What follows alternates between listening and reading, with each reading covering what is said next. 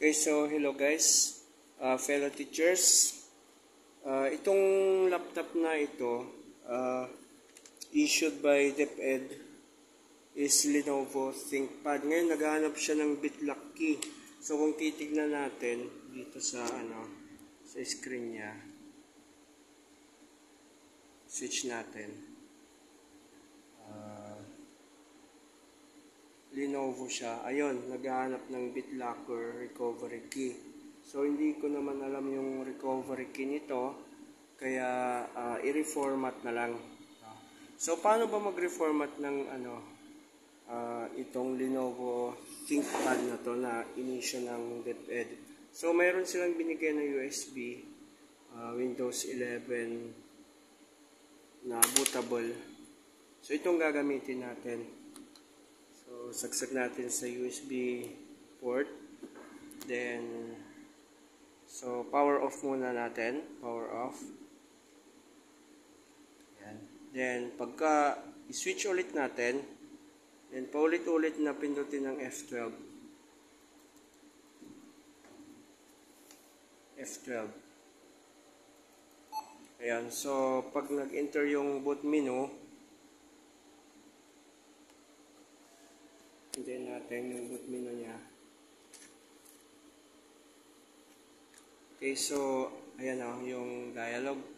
Click natin yung USB HDD, sabi niya.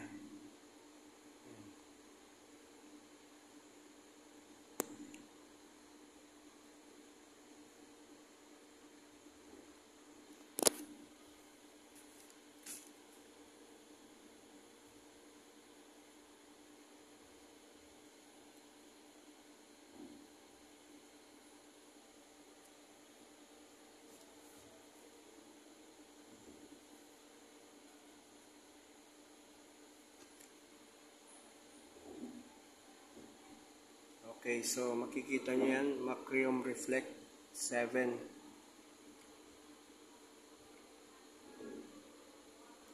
Loading networking, sabi niya. So, dito sa interface na to, yan. Ang i-click natin na next is yung browse for an image file. Ayun kita nyo dyan sa yung mouse ko, ayan, browse for an image file. Tapos, click natin yung new volume. Ayan. Then, click OK. So, no file selected. So, click natin yung Macrium. No file selected din. Pag okay, pero pag i-double click, ayan so, i-double click ko, lumabas yung updated DCP 00, sabi niya. So, double click lang natin yan. So, ito ang lalabas. Yung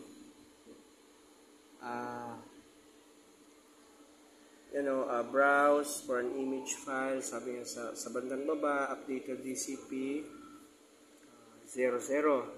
So, doon tayo pumunta sa restore image. Ayun, sa pinakadulo, restore image. Click yan. So, loading file.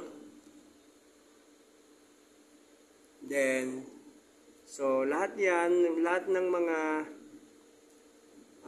partition na yan, i-delete muna natin. So, una, i-delete natin to. Then, pangalawa, delete.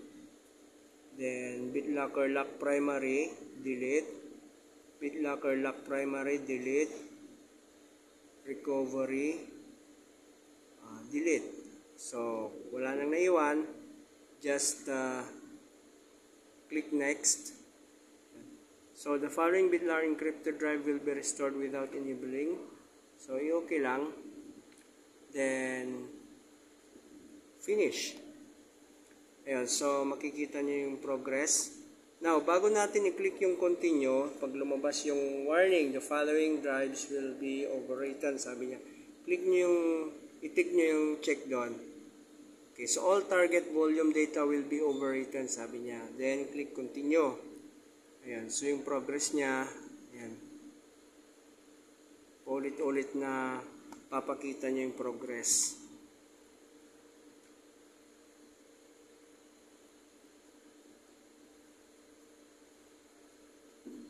So, i-post ko muna hanggang maging 100% yung overall progress kasi ito lang naman yung ipapakita niya hanggang matapos.